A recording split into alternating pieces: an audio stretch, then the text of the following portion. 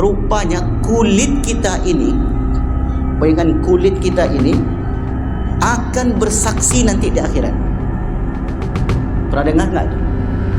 Kulit, kalau tangan dan kaki biasa kita dengar. Juludihim, kepada kulit-kulit mereka. Mereka ini siapa? Orang kafir, orang yang kurang bekal tadi, yang tak beriman dan beramal. Mereka berkata kepada kulit mereka, lima syahidtum alaina, mengapa kalian bersaksi terhadap kami? Kulit ini, mengapa kalian bersaksi terhadap kami? Qalu, berarti dialog ini Bapak Ibu dijawab oleh kulit. Mereka menjawab, Allah yang menjadikan segala sesuatu dapat berbicara telah menjadikan kami dapat berbicara. Kaum muslimin, Bapak Ibu yang dimuliakan Allah Subhanahu wa taala. Kita masih membahas seputar perjalanan hidup setelah kehidupan di dunia. 5 alam kehidupan yang kita lalui. 5 alam kehidupan. Yang pertama alam ruh atau alam arwah. Yang kedua alam rahim atau alam kandungan. Kita ngulang-ulang saja sedikit. Di alam ruh kita dahulu pernah dikumpulkan Allah, lalu ditanyai tentang ketuhanan, kesaksian, ikrar. Lalu kata Allah, kalian mengaku nak saya sebagai Tuhan kalian? Alastu birabbikum. Kata ruh ketika itu, ya, kami mengaku engkau adalah Tuhan kami. Inilah pertemuan antara ruh dengan Tuhannya kala itu. Lalu kemudian berpindahlah ke alam yang kedua, alam rahim. Maka ditiupkanlah ruh tadi, fa iza sawaituhu wa nafakhtu min ruhi. Ditiupkanlah ruh itu masuk ke janin hidup, menyatu antara jasad dan ruh. Maka di situ pun diperbarui kembali akad tadi. Diutuslah malaikat peniup ruh. Lalu ditulislah di sana bikajbi rizkihi wa ajalihi wa amalihi, yaitu rezekinya, ajalnya dan perjalanan hidupnya di dunia. Sesungguhnya perjalanan hidup kita di dunia sudah ada catatan di catatan para malaikat. Tetapi catatan itu tentu kita usahakan. Karena di dunia tidak ada yang tiba-tiba secara instan. Bim salabim jadi, tidak. Karena di dunia ini dalam bahasa Imam Al-Ghazali disebut kausalitas. Kausalitas itu sebab akibat. Hubungan sebab akibat. Di dunia itu mesti begitu. Tak mungkin tiba-tiba kita kenyang kalau tidak makan. Tak mungkin tiba-tiba di masjid kalau tidak bergerak. Maka itu semua memang sudah ditulis, tetapi yang ditulis itu mesti kita raih. Itulah dalam kaidah Imam Abul Hasan Al-Asy'ari disebut dengan kasab usaha. Mesti ada usaha.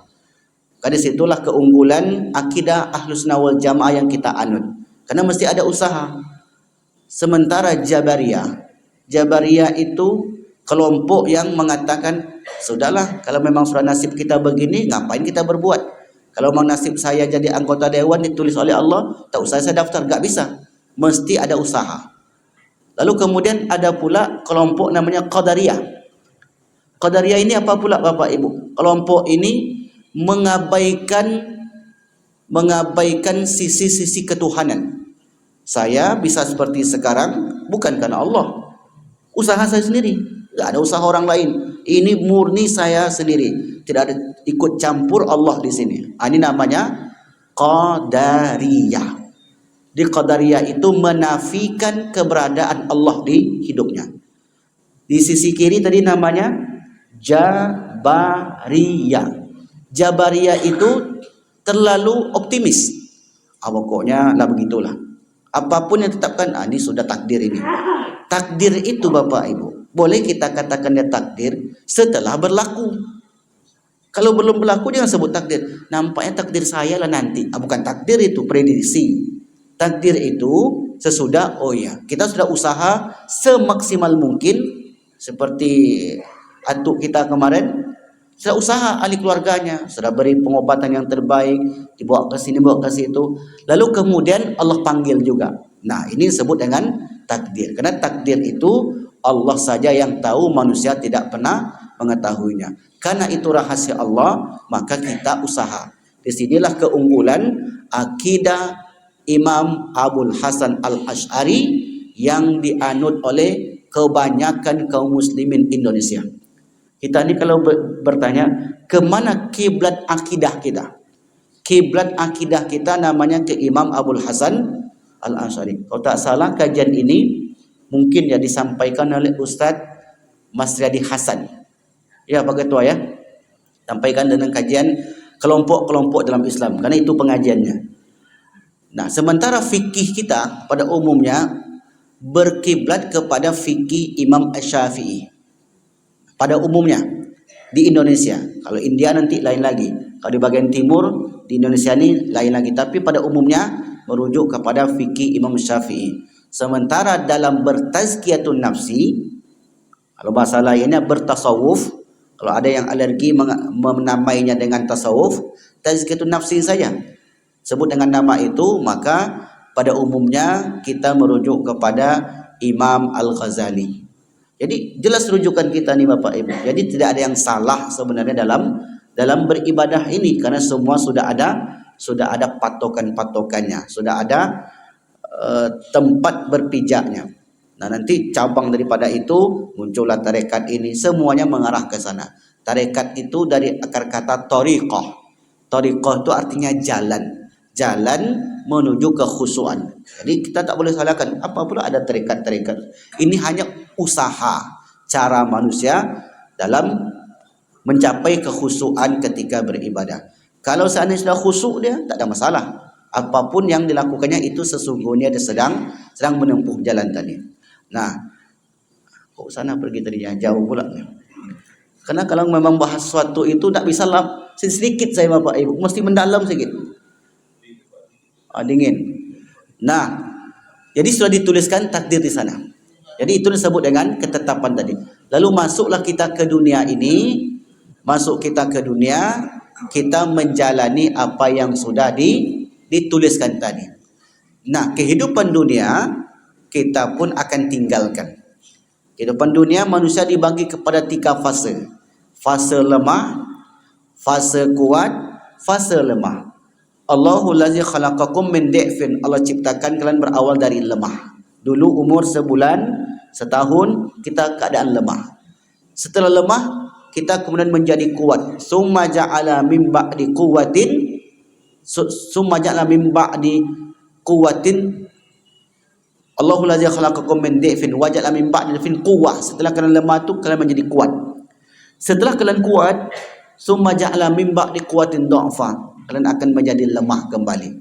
Lemah tahap kedua ini akan terus melemah dan melemah, lalu kemudian diakhirilah dengan namanya kematian. Tak bisa ditolak, tak bisa lari, tak bisa apapun yang kita buat kalau sudah sampai janji tadi. Nah, janji ini ditulislah ketika di alam rahim. Bisakah umur itu menjadi panjang? Maka dengan cara berdoa tadi. Lalu kemudian Bapak Ibu, kita pun berdoa, kita minta umur panjang, kita minta amal yang selamat dan seterusnya. Sampai pula pada ajal itu, kita pun masuk ke alam yang keempat yang disebut dengan alam barzakh atau alam kubur. Sedikit saya jelaskan tentang alam kubur ini. Alam kubur itu bukan kuburan.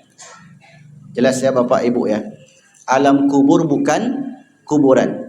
Contohnya apa? Ini keranda, jenazah di dalamnya. Kita hantarkanlah ke pekuburan. Sebagian orang kita mengatakan, setelah jenazah ini dikeluarkan, 7 langkah meninggalkan kuburan, malaikat datang. Kan biasanya begitu. 7 langkah. Kalau 6 langkah, malaikat datang enggak? Datang enggak Pak? Kalau belum ya Pak ya. Kalau 3 langkah belum juga, berarti masih jauh Ustaz. Kalau 1 langkah masih jauh lagi Ustaz, OTW. Kalau kuburannya enggak pernah ditinggal, dijaga, datang enggak malaikatnya Bu? Tetap datang, karena itu kuburan. Yang kita maksud bukan kuburan. Ada kisah. Namanya Bapak Halim Rahman. Siapa Bapak Halim Rahman ini? Bos gudang garam. meninggal 2008 tahun yang lalu. Betul ya Pak Hamka ya, bos gudang garam ya. Meninggal 2008 yang lalu. Beliau ini Bapak Ibu memiliki kuburan bisa jadi lebih 3 kali lipat besarnya masjid kita. Saking kayanya nih orang. Ya bos gudang garam. Produknya dipakai oleh seluruh orang Indonesia. Meninggal, kuburan beliau ini dijaga security sebanyak 12 orang. Jadi kuburannya yang luas tadi dijaga security 12 orang. 4 security untuk 8 jam. 4 security 8 jam. 4 security 8 jam. 8 kali 3 24. Berarti 24 jam kuburan ini dijaga security. Sejak kapan? Sejak meninggalnya 2008 yang lalu sampai detik ini, berarti lebih kurang sudah 18 tahun. Malaikat sudah datang atau belum? Atau masih nunggu? Tetap datang. Karena itu kuburan. Yang kita maksud itu, kita ini bukan di kuburan itu. Yang di kuburan hanyalah jasad. Jadi yang dikubur itu jasad. Beruntung kita Bapak Ibu, kita punya kuburan suatu saat. Sehingga kemudian anak cucu kita, kalau mengingat kita datang ke kuburan datuknya, ke kuburan ayahnya. Oh ini ayah saya dulu. Pernah sama-sama hidup. Sesungguhnya ayah, datuk, emak, siapapun itu, mereka berada di kehidupan. Namanya kehidupan barzah.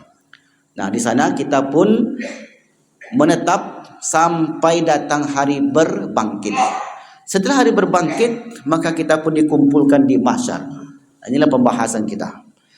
Nah, sebelumnya kita sebutkan sebuah hadis bahwasanya kehidupan mahsyar itu sangat-sangat lama sekali.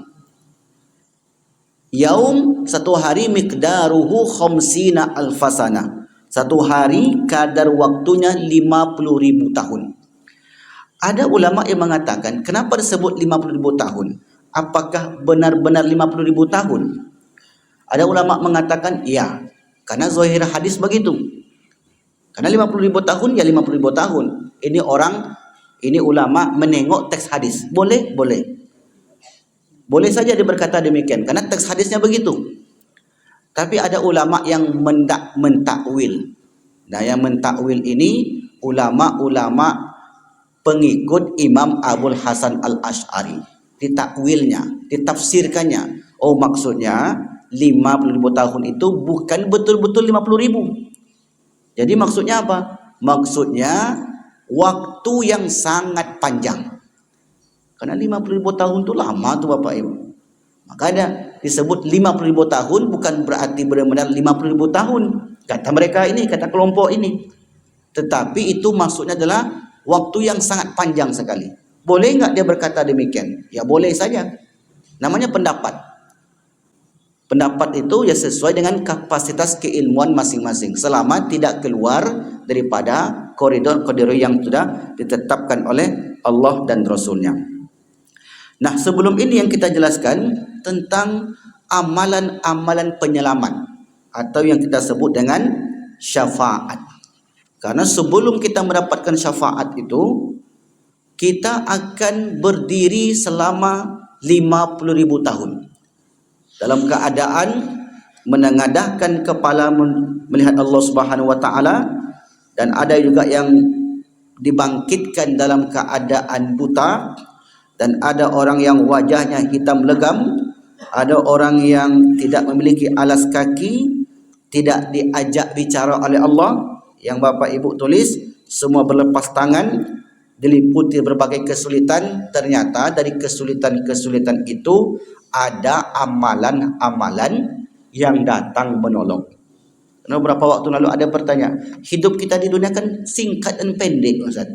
Bisa nggak singkat dan pendek itu membantu kita nanti? Beberapa waktu yang lalu kami ceritalah dengan Pak Ahmad. Apa kata beliau? Ada dulu di Rohul. Di Rohul itu ada seorang menantunya lah kita sebut Bapak Ibu. Tak pernah ke masjid. Tak pernah ke masjid. Lalu kemudian ketika beliau jadi bupati, diwajibkan seluruh Seluruh pegawai itu ke masjid, termasuklah menantu orangnya. Ketika diwajibkan itu Bapak Ibu terpaksa. Setelah dipaksa sekian tahun beliau menjabat, maka kemudian orang ini jadi orang baik. Ini satu contoh saja, mungkin Bapak Ibu kalau cerita dengan saya akan ceritakan juga nanti, karena banyak kisah-kisah jamaah ini saya sampaikan, dan itu kisah inspiratif. Itu yang kita lakukan Bapak Ibu. Maka kemudian terus menerus kita sudah tiada lagi, dan orang itu mengamalkannya, melanjutkan program tersebut terus menerus, maka kita yang hidup pendek tadi akan menjadi panjang. Ini salah satu contoh. Hidup pendek itu kan cuma 60, 70. Hidup yang pendek itu akan panjang. Pengurus masjid, siapa dulu yang pertama membuat program ini? Sampai detik ini kita yang melakukan pengajian, yang melanjutkannya Pak Ketua dan segala segenap pengurusnya. Maka setelah tiada nanti kita semua ini Bapak Ibu, dan dilanjutkan oleh generasi sesudah kita, maka inilah yang akan menambah amal-amal kita. Begitu juga dengan orang yang membuat pendidikan. Pendidikan dia bangun, kemudian dia sudah meninggal, dijalankan terus pendidikan itu sebagaimana mestinya. Kalau anak didiknya itu melakukan perbuatan dosa, yang membuat program tidak terkena imbas. Jadi kita nggak kena selaku pelaksana, selaku penggagas, karena kita sudah menunjukkan kebaikan. Maka setiap kebaikan yang dilakukan oleh yang kita buat, maka kita mendapatkan fee, pahala di sana. Itu bukan perkataan ulama, tapi hadis Nabi.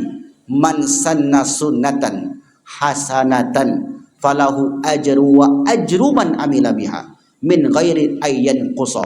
Siapa yang mencontohkan satu perbuatan baik, lalu kemudian perbuatan itu ditiru oleh generasi berikutnya, maka orang itu mendapat pahala dan tanpa mengurangi pahala orang yang mengamalkannya. Hari ini kita berbuat program tausiah subuh. Siapa yang mencontohkan dulu? Kita berpahala, dapat pahala gitu. Tapi orang yang sudah itu sampai hari ini dapat pahala.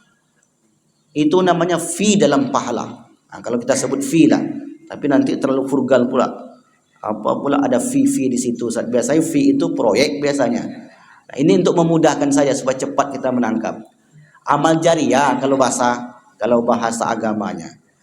Nah, jadi waktu yang pendek di dunia ini bukan berarti tidak bisa mengcover waktu yang panjang di sana. Karena terkadang kan kita muncul kekhawatiran Bapak Ibu. Ya Allah, hidup cuma 16 tahun, 30 tahun, 60 tahun, paling lama 70 tahun. Habis itu tak mampu lagi berbuat. Sementara tadi di padang mahsyar, satu hari itu 50.000 tahun. Kira-kira gimana lah nanti nasib saya?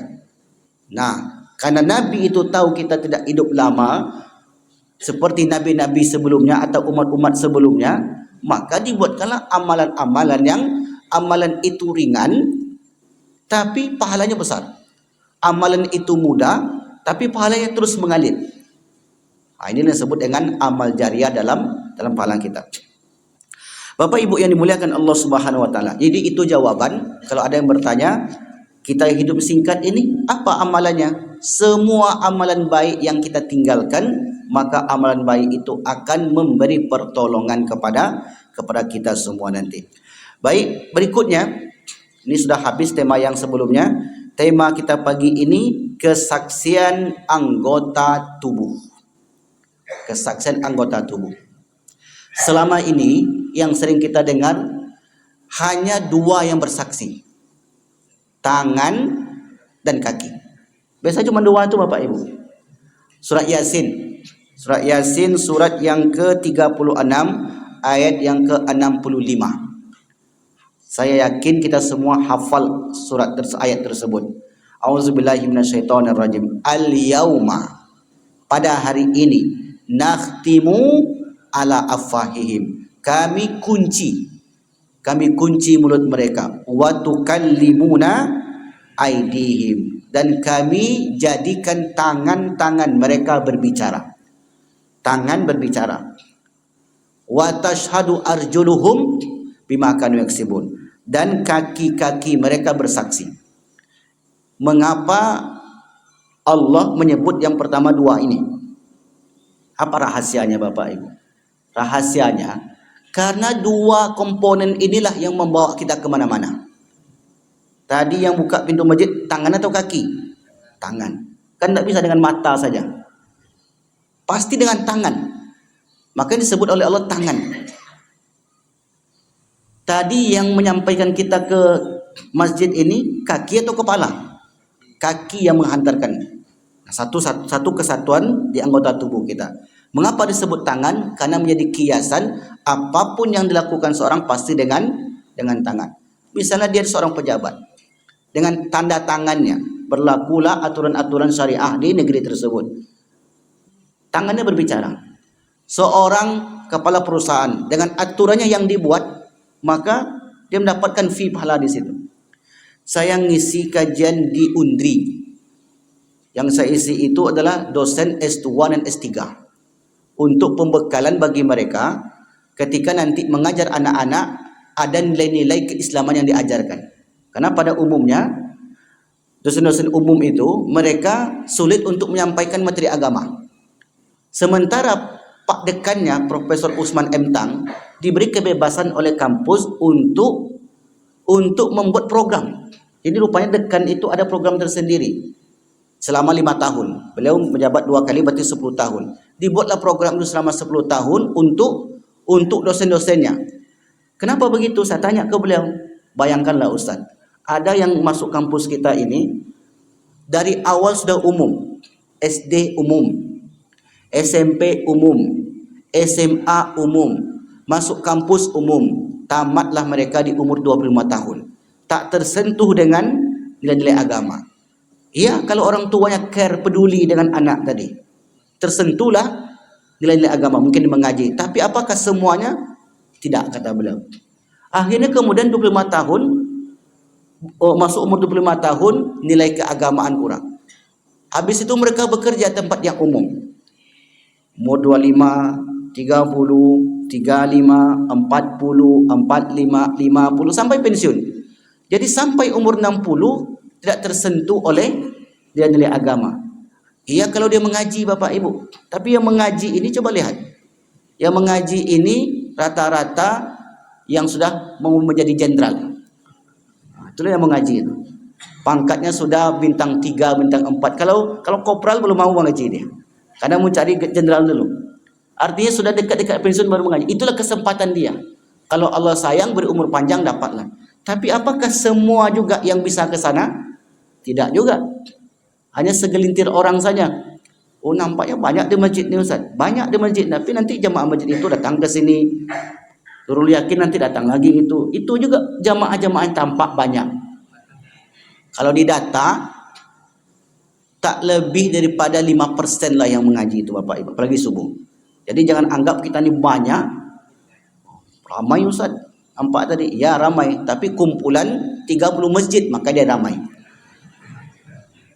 Nak percaya, coba besok. Saya masuk ke Al-Mu'awwana, ikut je orangnya. Kata bu ibu tu PII. PII itu singkatan dari bu ibu tu. Partai Inyo-Inyo. Inyo-Inyo isinya. Coba tengok. Pergi saya ke Al-Falah, itu lagi. Masuk ke Nurul Yakin, itu lagi. Jadi tampak banyak. Tapi jadilah Bapak Ibu. Inilah yang kita usahakan. Kalau tak bisa banyak, sedikit pun jadi. Nah ini yang kemudian setiap kaki yang kita gerakkan itu, kemanapun kita pergi, maka kaki itu nanti akan bersaksi untuk kita. Nah selain tangan dan kaki, ada yang tak terpikirkan oleh kita. Rupanya kulit kita ini, bayangkan kulit kita ini akan bersaksi nanti di akhirat. Pernah dengar nggak tuh? Kulit. Kalau tangan dan kaki biasa kita dengar. Silakan ibu-ibu tulis, bapak-bapak catat surat Fussilat. Surat Fussilat itu surat yang ke-41. Quran surat Fussilat surat yang ke-41 ayat yang ke-21. Fussilat 41 ayat yang ke-21. Ni Allah cerita tentang kulit. Tadi tangan sudah, kaki sudah, ini kulit. Auzubillahi minasyaitonirrajim. Wa qalu, dan mereka berkata. Jadi qalu dalam bahasa Arab artinya berkata. Jangan dicocok-cocokkan cocokologi. Wa qalu. Rupanya ada kata qalu di Al-Quran, Ustaz. Apa arti qalu tu, Ustaz?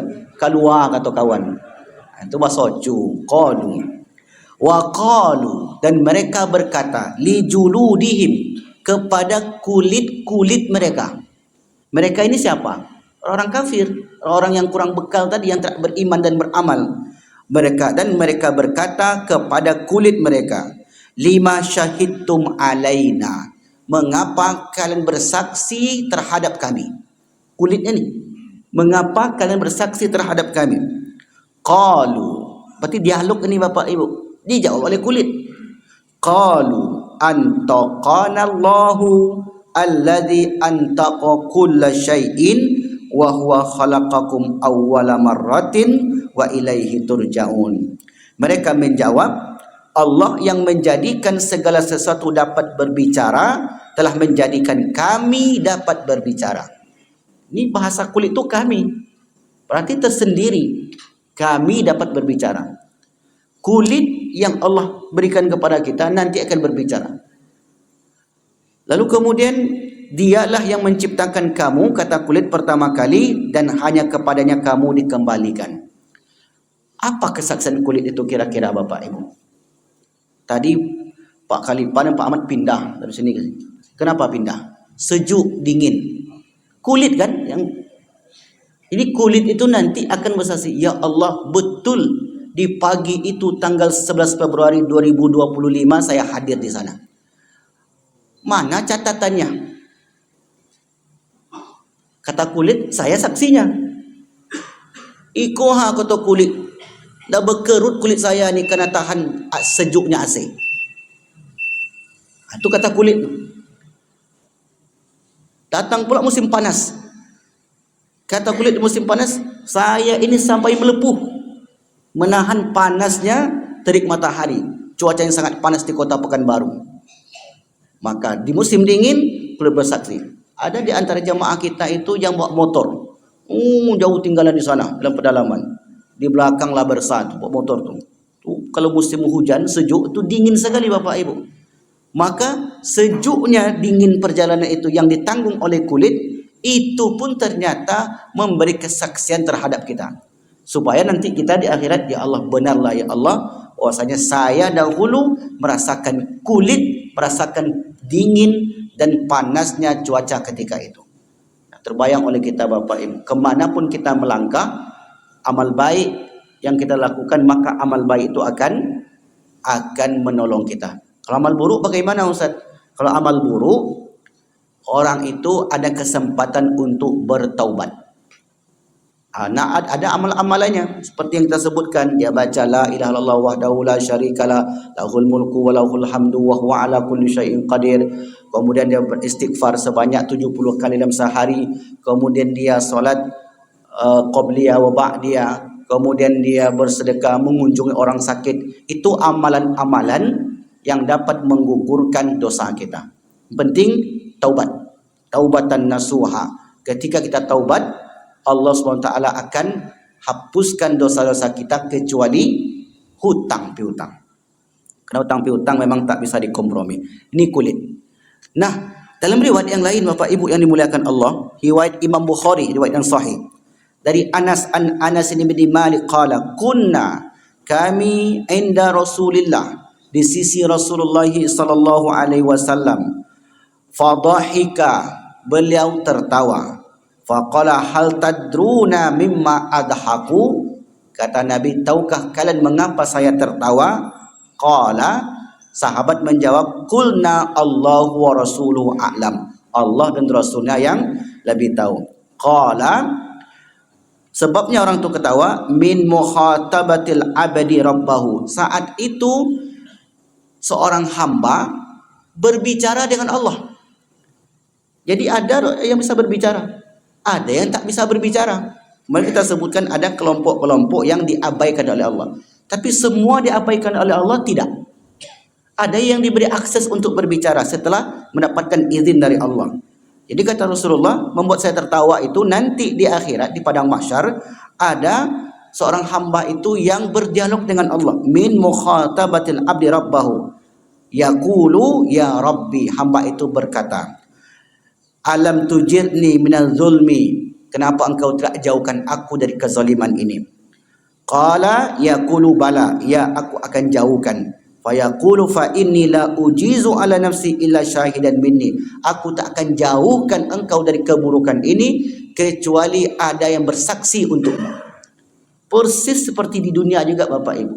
Sebelum orang itu didatangkan saksi, mungkin kondisinya berat. Berat di pengadilan, sebelum datang saksi mungkin kondisinya berat. Tapi setelah saksi itu didatangkan, barulah ringan. Karena ada yang meringankan perkara-perkara dia. Di akhirat juga demikian. Fayaqul kafa binafsikal yauma 'alaika syahida. Cukuplah hari ini yang menjadi saksi bagimu apa yang kamu perbuat selama hidup di dunia. Qala fayukhtamu fi ala fihi, maka mulutnya dikunci. Fayuqalu li arkanihi intiki, kata Allah dalam riwayat, dalam hadis ini, hadis qudsi, kata Allah, maka anggota tubuh yang lain silakan berbicara. Anggota tubuh yang lain silakan, li arkanihi intiki, bicaralah kalian. Bicaralah nanti Bapak Ibu, mungkin kakinya, mungkin tulang punggungnya, anggota tubuh tak disebutkan satu persatu. Dalam satu riwayat disebutkan yang pertama kali berbicara itu tulang paha pangkal kanan. Kenapa? Karena pada umumnya orang duduk bersandar kepada tulang paha pangkal kanan itu. Itu pun nanti akan berbicara, akan memberikan kesaksian kepada orang tersebut.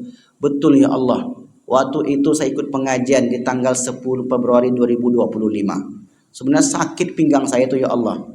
Akhirnya terpaksa saya pegang tiang itu. Ambil pacik tiang itu ya Allah. Supaya nak diambil yang lain. Karena sakit.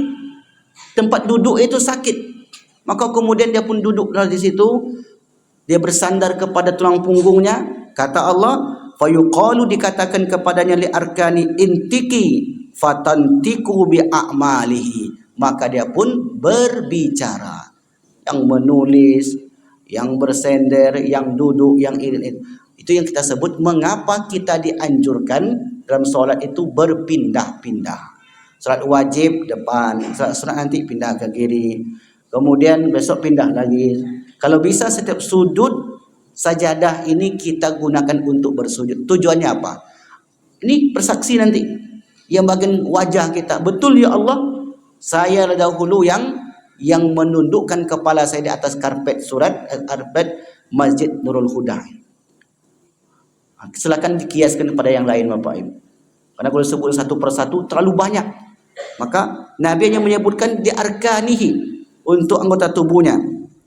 Summa yukhalla bainahu wa bainal kalam fayaqulu bu'dan lakunna wasuqan fa andakunna kuntu unadilu. Celakalah kalian, bukankah aku dahulu telah membelamu? Ini orang yang tidak menggunakan anggota tubuhnya itu dalam perkara kebaikan. Satu lagi riwayat Imam Ahmad dari Uqbah bin Amir, annahu sami'a an-nabiyya sallallahu alaihi wasallam, inna awwala azmin minal insan, tulang pertama dari manusia itu yang berbicara, yauma yukhtamu ala afwahi, di mana mulut ketika itu dikunci, fakhzuhu minar rijlis shimal, yaitu paha sebelah kiri. Ini satu riwayat. Jadi karena bertumpu kita duduk, pastilah kalau paha sebelah kanan, paha sebelah kiri. Tulang itu pun ternyata kelak akan bersaksi untuk orang tersebut. Kesaksian tergantung dengan apa yang dilakukannya.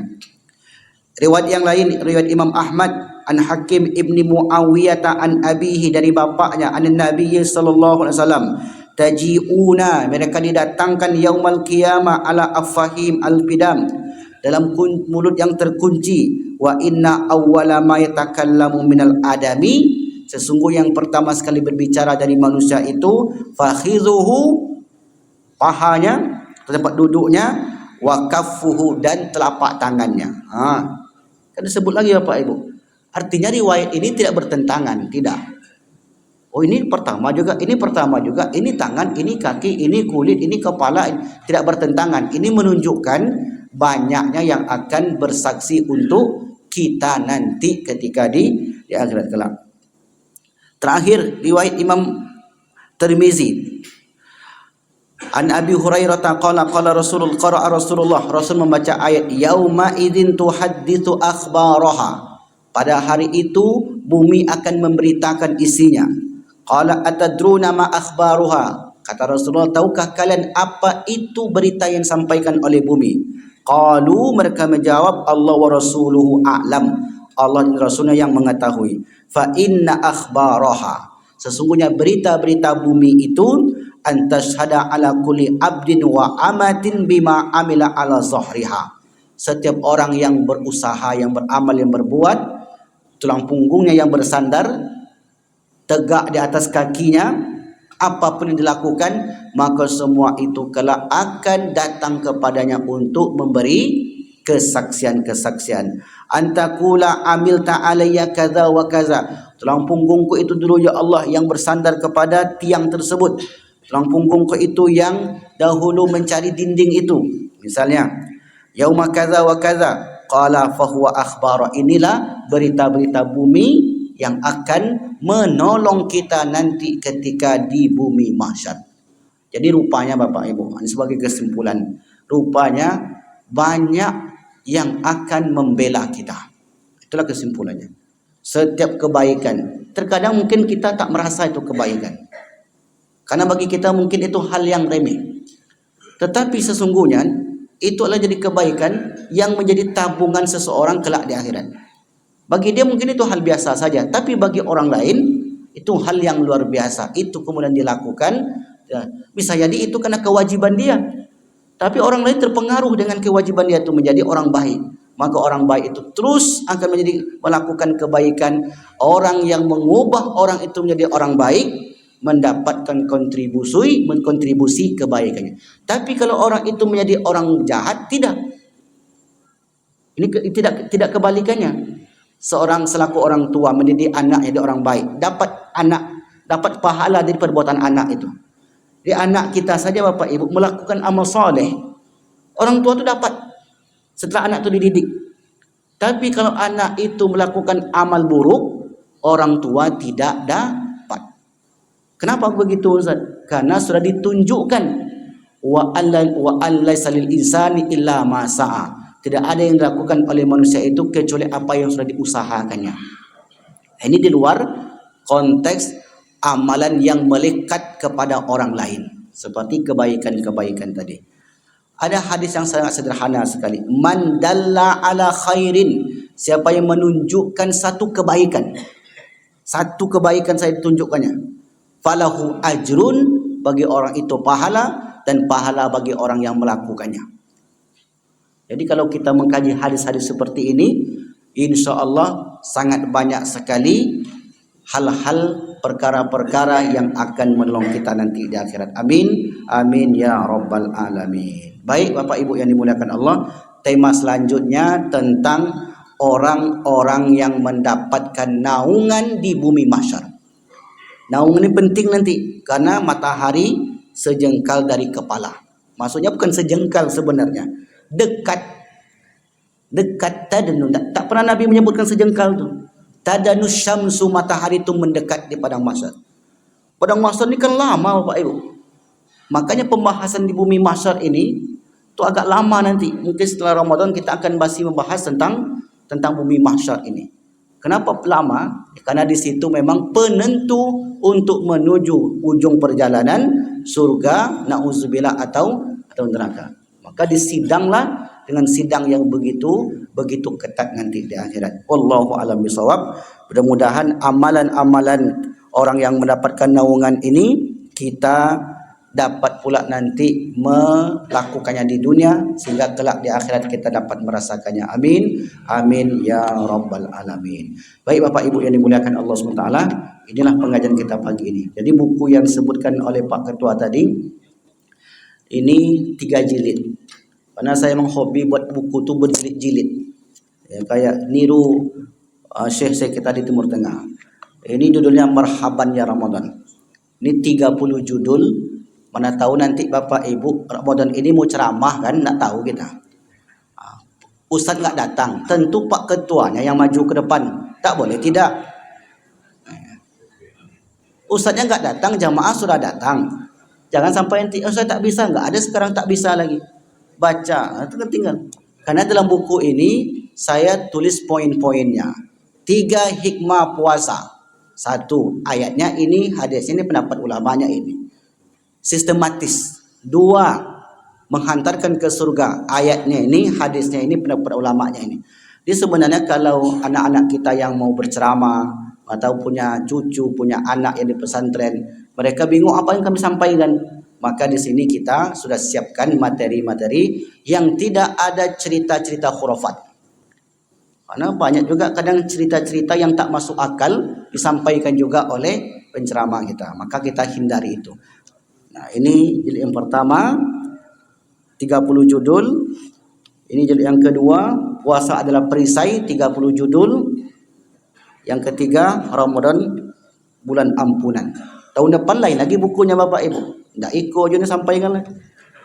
Sedang Abu tulis gini itu. 3 angka yang diistimewakan Nabi. 3 orang yang pertama masuk surga. 3 orang yang dicintai Allah.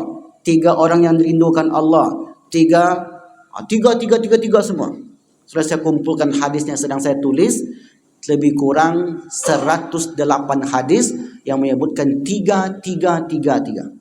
Maka ini menarik sekali. Sedang saya usahakan tulis 1, karena hampir setiap hari tidak ada waktu saya kecuali 3-4 jam saya habiskan depan laptop. Tidak ada kecuali 3-4 jam. Setiap hari itu begitu. Ya, karena dicicil. Kalau nunggu waktu, ada orang nanya, kapan Ustaz nulis Ustaz? Pagi, siang, malam, enggak ada waktu Bapak Ibu. Enggak bisa disiap-siapkan nulis itu. Nanti malam saya nulis, enggak bisa. Ketika ada waktu langsung dikerjakan. Ketika ingat langsung dikerjakan. Kalau ditunda-tunda pasti akan terbengkalai. Maka oleh karena itu, mana tahu ada di antara kita yang ingin menjadi ustadz Ramadan ini. Nak tahu, mau tahu Pak Bukhari nanti penceramah pula di Masjid Mushola Al Hidayah. Wallahu alam.